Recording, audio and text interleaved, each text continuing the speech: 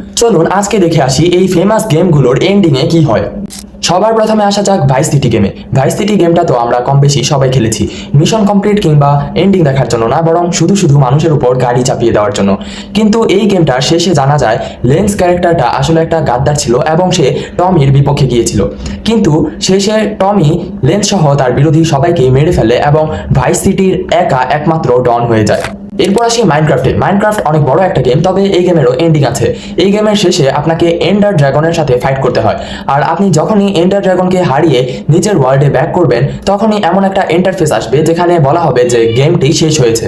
এখন আসা যাক ক্যান্ডি ক্রাশ গেমে। এটা এমন একটা গেম যেটা বাচ্চা থেকে বুড়ো সবার ফোনেই পাওয়া যায়। এই গেমের হাইয়েস্ট লেভেল পর্যন্ত গিয়ে আপনি গেমটা ফিনিশ করতে পারেন, তবে ডেভেলপাররা প্রত্যেক আপডেটেই নতুন কিছু লেভেল যুক্ত করে।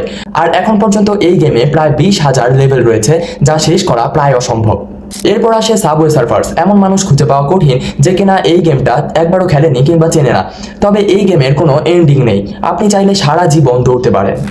আর লাস্ট ওয়ান হলো ক্রোমের অফলাইন ডাইনোসর গেম।